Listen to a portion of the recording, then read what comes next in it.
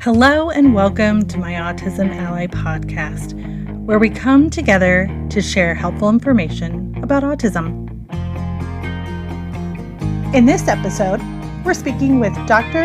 Katherine Crowell, OTD, OTR, and founder and owner of All Abilities Aquatics, LLC. Welcome, Katie. Hi, Sam. How are you? Pretty good. Awesome.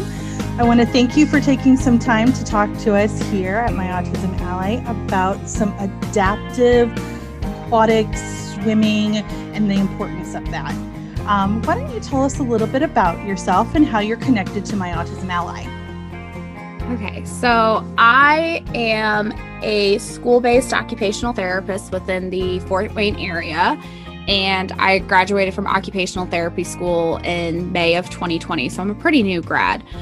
I happen to be a sibling of somebody with autism, and it is your executive director, Susan Crowell's son, so I am her daughter, and Matthew is my brother. I got involved in swimming and all things adaptive aquatics because swimming was one of the few things that my family got to participate in that Matthew was able to participate in with us. And so my parents knew early on that they wanted him to be able to learn how to swim, and because we had a pool in our backyard, because I love swimming and my dad and my mother both love being in the pool as well. And so my whole life has just been a little bit of OT and a little bit of aquatics all mixed together just because of my experiences with myself and my brother. Now, when you say that you are a swimmer, you actually did this in school too, right? I mean, you did competitive swimming in school. Yeah. So I learned how to swim when I was 4 years old, and I didn't get involved into competitive swimming until I was about in fourth grade. So I think that made me about 11-ish. And I swam all the way up till my senior year, where I ended up quitting competitive swimming because I had a shoulder injury that just kind of wasn't going away. And so I took off some time after my shoulder injury and then got right back into the water because I got a job as a swim instructor at the pool I swam competitively at. And I taught swim lessons for all the way through college and graduate school. So about 7-ish years. So you know your stuff. Yeah, I've been involved in swimming, teaching swim lessons. I've worked with coaches on different strategies for some of my kids who end up going on to swim team. And I've also volunteered with the local Paralympic and Special Olympic events in the Fort Wayne area. Oh, so amazing. And you also have the All Abilities Aquatics. Why don't you tell us a little bit about that? All Abilities Aquatics came from my capstone project. So I've got my doctorate in occupational therapy, and as part of getting your doctorate, you have to do research or a project that you kind of develop through your time there. And so I knew I wanted to do my project in adaptive aquatics. I had taught swim lessons to individuals with disabilities, and while I had really good resources, I had swim instructors who had worked with individuals with disabilities. I had a parent who was an advocate who I could be like, hey, what can I try with this kid? I don't know what else to do. And I was also in school, so I was a psychology major in undergrad, so a lot of the cognitive and the developmental stuff and psych I would use. And then in occupational therapy school, I mean, that stuff just directly relates to how do I get a kid from where they are now, teach them the skills to be able to learn these bigger skill components, which would then turn into swimming. So I had all those resources available to me, but it wasn't easy. And by no means was there any training involved. I mean, I'll be honest, of all of the jobs I've ever worked as a swim lesson instructor, pretty much every place I've ever worked at, and to no fault of anybody, it was kind of like baptism by fire. You got thrown in. And there's and again, no fault to anybody. And I've talked to swim instructors, that's just the reality sometimes, where it's oh, well, you can swim, so you can teach people how to swim. And it's it's oh dear, it's a little bit more complicated than that, unfortunately, because you're working with kids, and kids come with their own background, their own stories, their own personality, and their own needs. So I developed All Abilities Aquatics to provide swim instructor trainings and learn to swim curriculum for programs who want to have their instructors be a bit more prepared and have like the actual knowledge that they need to know to work with individuals with disabilities. Regular swim instructor training doesn't provide the birth of knowledge that you need when working with the disabilities community. And then my Learn to Swim curriculum is where I looked at like that. It's actually how I teach swim lessons to kids. And whether you have a disability or not, it's like the fundamental way of like teaching swim lessons. So taking little pieces, teaching those first, putting it all together, making strokes. I love that, because breaking it down is what our kiddos need on the spectrum. They need it broken down into pieces, learn that piece, move on to the next piece. Why swimming is good for ASD kiddos. So when people ask me, why should we teach kids with autism how to swim? One of the first things I talk about is drowning prevention, because unfortunately in the autism community, drowning is one of the leading causes of preventable death. Now, when you say that, what is some of the reasons behind that?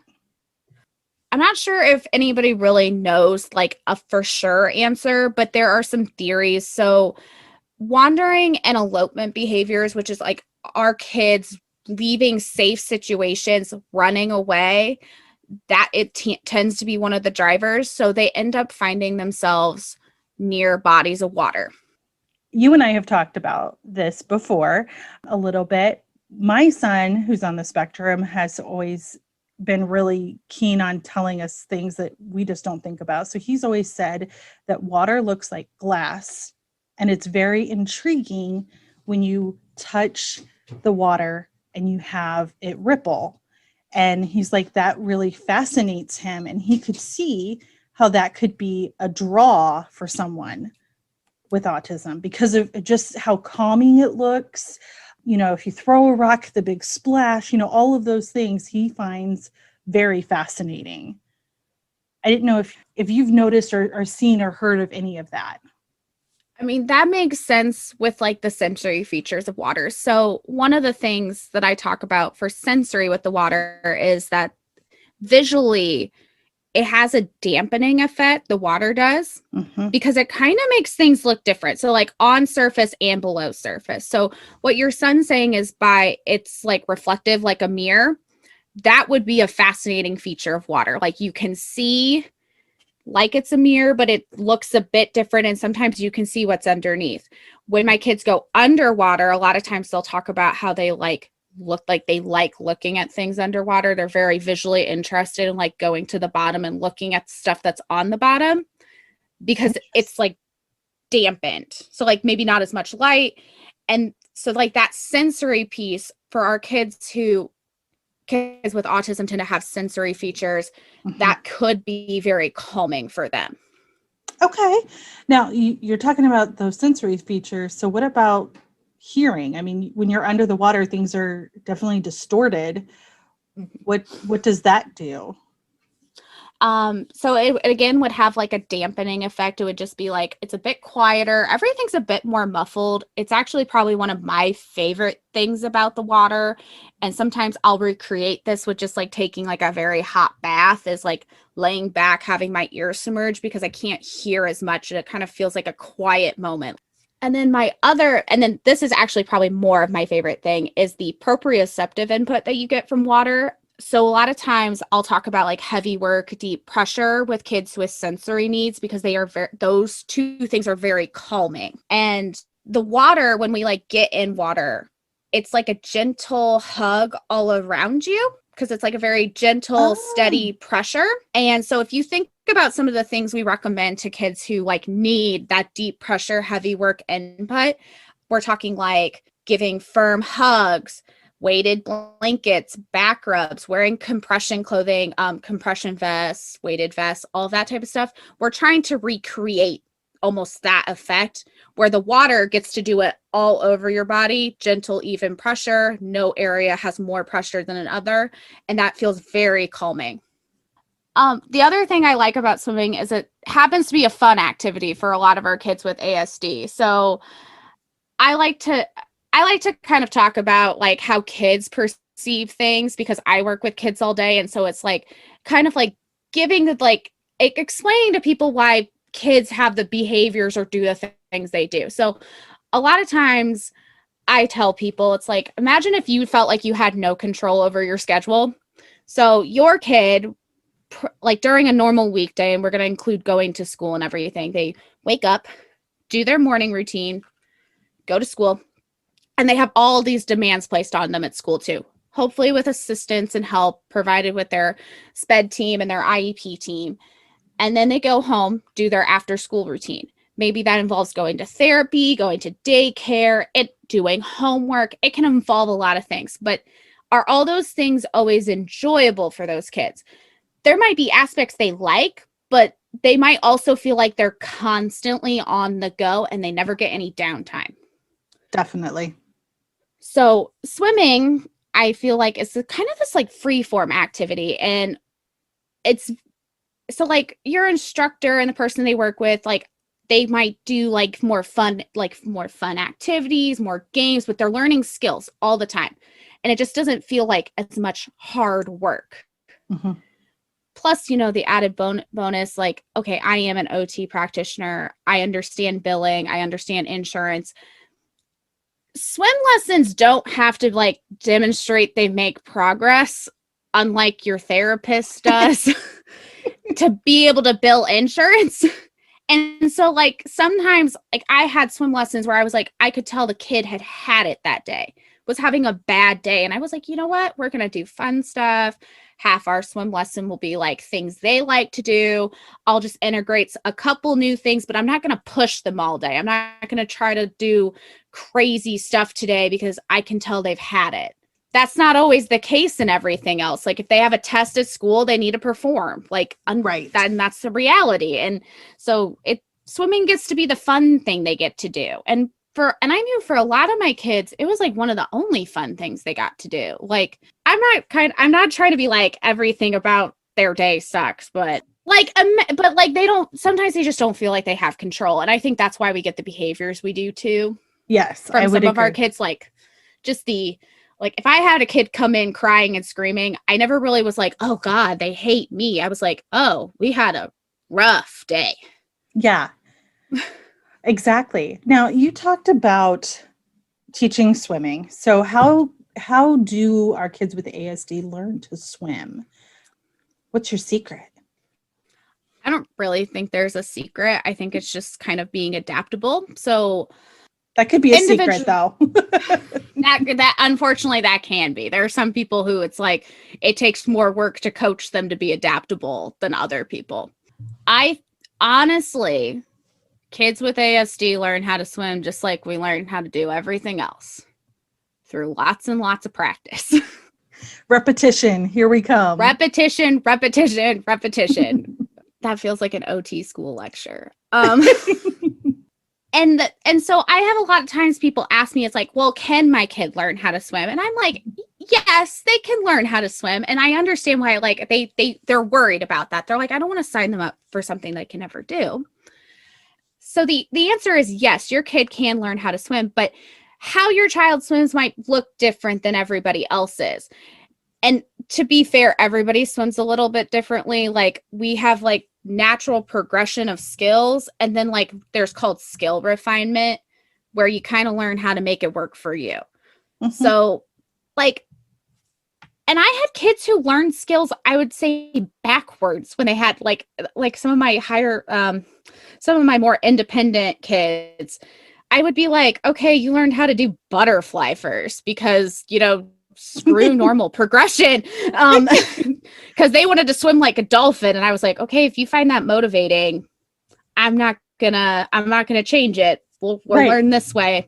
And then I would kind of like teach them the stuff I needed them to learn too. Well, and it's kind of like tying your shoes. There's many ways to do it. And some people learn better from starting from it being tied. I guess it's the same kind of thing. Just you got to be adaptive to their skill and how they want to do it. And I love the butterfly learning first. That just is awesome. Yeah, and I have some kids who refuse to swim on their back, and it makes sense. Like when you think about the sensory components, you're talking about like vestibular, tactile.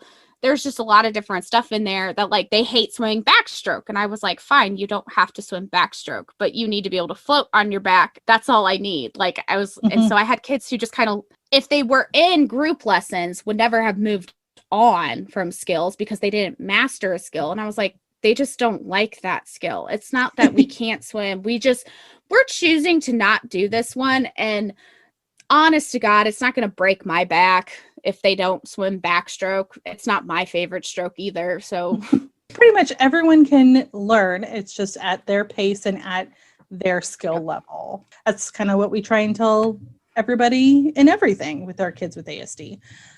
What are adaptive swim lessons, and can you do adaptive group lessons, or is it just more individual lessons? That honestly depends on the program you get involved in. So just so everybody knows, group lessons are when one instructor is teaching a larger group of children, and I've had groups as large as 8 in a group lesson model. And private lessons are individualized lessons. So they're like one-on-one, so one instructor, one student. So it kind of depends on pool location, like what they have available, if they have like what they call an adaptive swim lesson or special needs swim lesson program, or if they have like group lessons, semi-private lessons, and private lessons. So I always recommend asking if a place has special needs swim lessons or adaptive swim lessons, because it can at least kind of get you on a path with somebody to getting the right questions answered. But don't feel intimidated when they go, we don't offer that here, depending on what you're looking for. Is there certain questions we should ask the instructor or the facility? Start off with adaptive or special needs swim lessons, especially if that's like what you want. And then when they go, we don't offer that here, you can ask about, do you have any instructors who have training or experience working with children with whatever disability? Because not everybody's going to be like, I only work with kids with autism, or I only work with kids with Down syndrome. So a lot of people will just have experience because of life situations. So like me, I had a brother with autism. I was going to OT school. Other people or special need room aides. Be honest about your kids' needs. So if you think that they can handle group lessons, advocate for your kid. It is totally fine to start with group lessons. If you know your kid learns better in a one-on-one setting, be honest, but understand that you may be put on a wait list just because of how things work. And then with that being said, don't be afraid to shop around for swim lessons. I think a lot of people get like this mindset of like, oh, I heard this place offers swim lessons, so I'm going to only ask there. There's probably multiple pools within your town. At least Fort Wayne, there's plenty of places to take swim lessons. Yep. There are places that offer year round. There's going to be places that offer only summer because they're an outdoor pool. But like, shop around. The reality is that summer swim lessons get booked like in April. Like they're done. Like there's no more openings for some places. And when I was doing one-on-one lessons, I would a lot of times have my schedule set in May. Okay. And that would be like all the kids I worked with. And that's good to know. And then also, we love to tell parents all the time, give as much information as possible to the program about your child's disability. That is definitely going to help them understand where your child is coming from. More information, the better. Yeah, absolutely. I'd rather be like, I have too much information and be like, oh, okay. And then I get a child and I'm like, okay, I feel like I knew what I was doing because I had the information. Then feeling like I messed up because I didn't have the information I needed. Yep, for sure. Especially with, any phobias or anything like that can hinder, getting into the water, or doesn't do well with things on their face. I mean, I'm sure you've got a list that you have heard over the years, but those are definitely things you want to make sure that you tell your swim instructor ahead of time. Also, tell them if your kid's a runner, you might want to let them know. And then if your kid, I always like the heads up for like severe sensory avoidance. Mm-hmm. Like my runners were my sensory seekers. My sensory avoiders would be my screamers. And it's just always a nice heads up because you may not want to do their lesson at like busy times. Like For you sure. might be like, the instructor might be like, okay, I know that these are your times available and these are the times I share with you that are available, but like I wouldn't recommend this time, or this time because we have just a lot going on. Knowing all of that, why should our children learn to swim in general? Because like my mom didn't swim, wouldn't get in water. She barely put her feet in. But why is it so important? So like I said at the beginning, safety first. Mhm. Individuals with autism are a higher risk for drowning. Learning to swim doesn't make you drown proof, but at least gives you the comfort of my child will not, if my child falls in the pool or gets in there, they may be able to rescue themselves. They may be able to get out and you don't have, it's just like it's a little safety net for you. Second thing, it's super fun. Swimming is super fun. I love swimming. With it being fun, it's also a great form of exercise. Oh yeah, you can burn all kinds of You calories burn just so many calories swimming. There is a reason why Michael Phelps could eat 10,000 calories a day, people. It's because swimming is it's a full body workout. It's great. He was lean, not fast enough to swim faster than a shark, but whatever. Maybe your kid can swim faster than a shark. Swimming is a great sport to get into because unlike most sports that you can put your kid into, there is not a lot of social demands in swimming. So yes, you're in a team environment, you're practicing with a group of individuals, but your face is in the water most of the time. So you don't have to talk to people. And for our kids on the spectrum, like the social interaction piece can be like the hardest piece sometimes when it comes to team sports. So like being in a sport where it's like, sure, I swam near so-and-so, I see so-and-so 3 nights or 4 nights a week, so they're my friend. And then like not having to talk to those people all the time. Like you participated in a group, but like there was not like there's just less social demands. I like this because it's like your introvert could fit perfect with this. Yes. And your extrovert also fits well because they learn how to talk in like 30-minute segments. The joke is as they get older, because I remember doing this, I'd have conversations that lasted an hour because we could only talk for like 10 to 15 minute second chunks. So Which it's is like, good. it's great for memory. So I'm sure you get this question a lot. How long does it take to learn how to swim typically? It honestly depends on the child. I've seen some kids learn how to swim as quickly as like 3 to 6 months. For individuals with disabilities, I think it's always safe to assume it's probably going to take longer. Honestly, how long it takes your kid to learn a regular skill that you're working on in therapy or at school, that's kind of the assumption you could kind of take with this. So the more often they practice, the more motivated they are to learn it. There's a lot of factors in there. Will mean the faster they learn something. A lot of times when we talk about how like learning to swim, I like to recommend that it's better to try to be in something as often as possible. So if you think your kid's going to learn how to swim over the summer in 3 months, I'm not saying it can't happen. It's just not statistically likely. And that's true for everybody because it's like you're asking a lot to go from like, I can't swim at all to like, I can swim in 3 months. You'd have to put a lot of time in. Yeah, it'd be a lot of time. It'd be hours a week, not like 10 minutes here and there, hours, and probably like hours a day, honestly, depending on the kid. If you're like, I want my kid to learn how to swim and you have like some goal date in mind, you want to sign them up early. And then I would like, I had people who'd be like, I want my kid to be able to swim next winter when we go to Florida. It's like, okay, then you need to sign up the summer before or the spring before. Like, so we're looking at 1.5 years of swim lesson just because I might be able to teach your kid how to swim by then, but I cannot promise I can teach them in 3 months. Right. Got to have realistic goals. Yep. Realistic goals.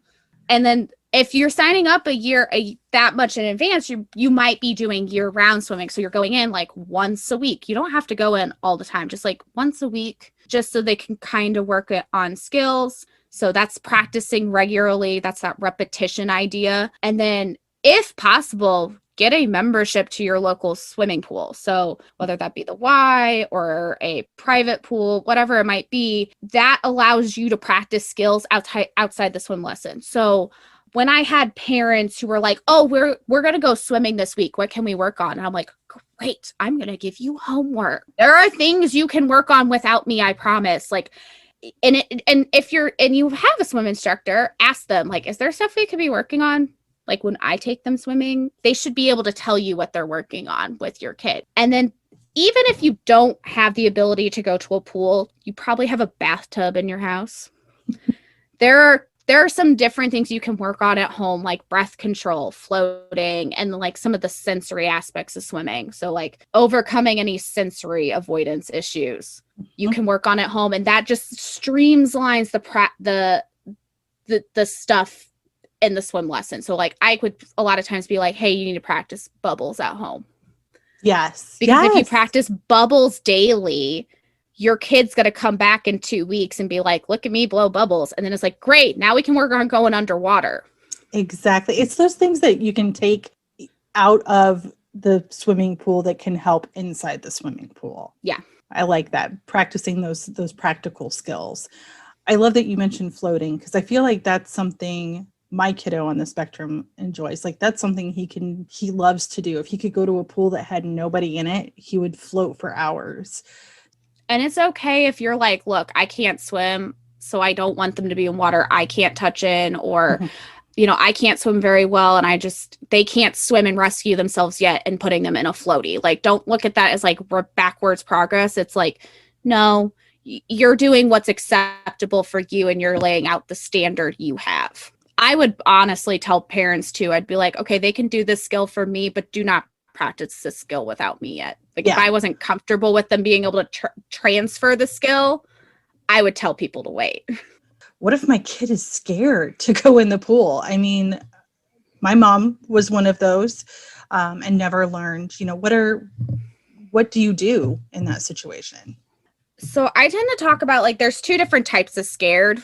When I was dealing with swim lessons, I would have kids who have like an over exaggerated anxiety response. And then I would have the sensory challenge kid, like the sensory challenging aspect.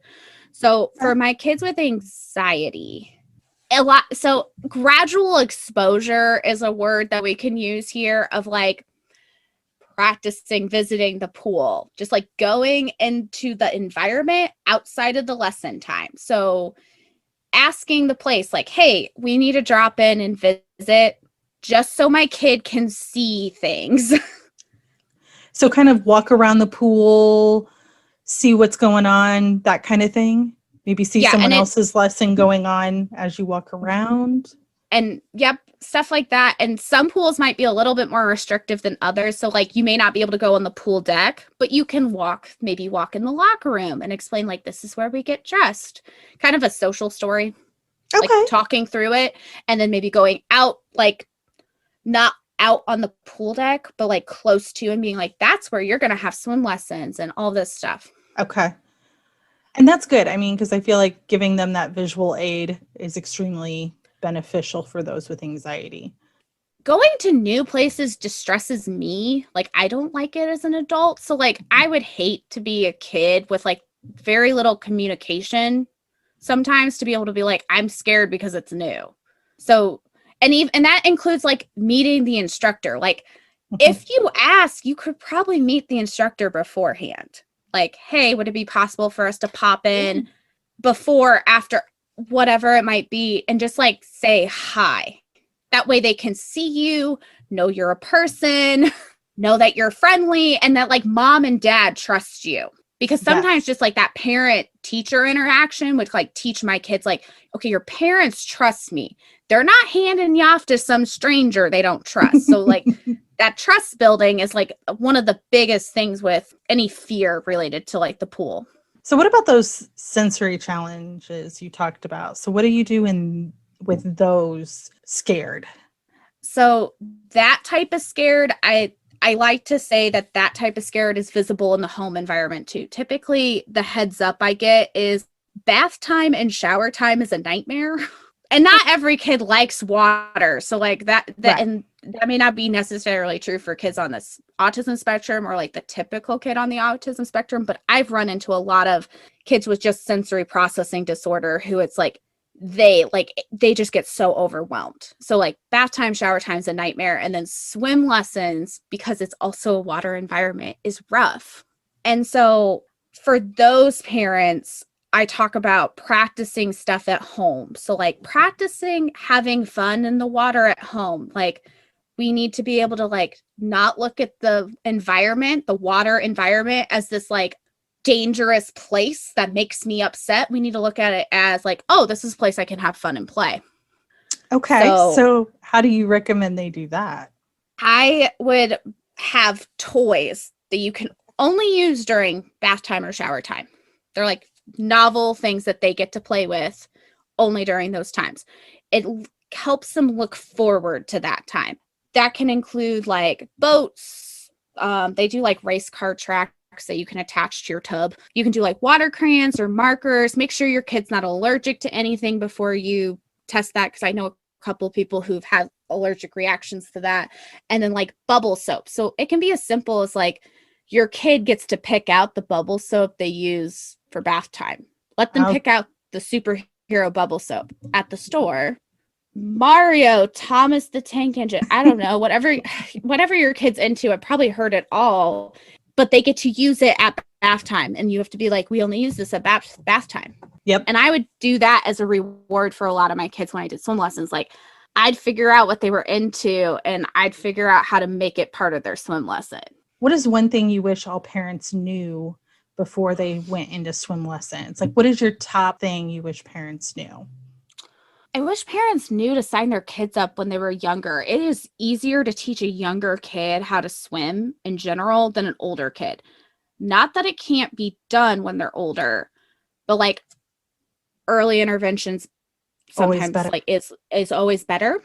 And so think of swimming like that. With being an OT, what is the benefit that you have noticed with those you've worked with water? A lot of our kids with ASD are very quiet. Mm-hmm. I'm sure in the water you can get a little bit more out of them, especially once they start playing. But what have you seen that kind of wows you, I guess? I love this question because the answer is I've seen just a lot of transfer of skills.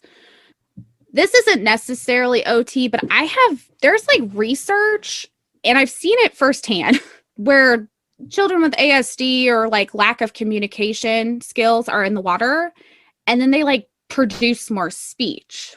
And I don't know if anybody has an answer for why. I mean, there's probably theories out there, but like I read about it and I was like, I've seen that, because I have kids who sign. I have kids who are just pretty quiet and like they'll talk. And I know that's like a big struggle in the ASD community, just getting your kid to talk. And it's like, no, I've seen it firsthand. My mom has also seen it firsthand with my brother. He had a speech therapy session one day after swim lessons, and the speech therapist walked out after her session with him. And she didn't know that he had swimming beforehand. And she was like, looked at my mother and was like, I don't know what you did, but like do it again, because he did great. Like we made more progress during that time than we normally make. I've also seen some like other things. So like I have a lot of my kids hate handwriting, and I'm an OT, so I work on handwriting all the time. I've had a couple kids who like fine motor skills will be kind of interesting to watch during swim lessons too, where they'll like do stuff where I'm like,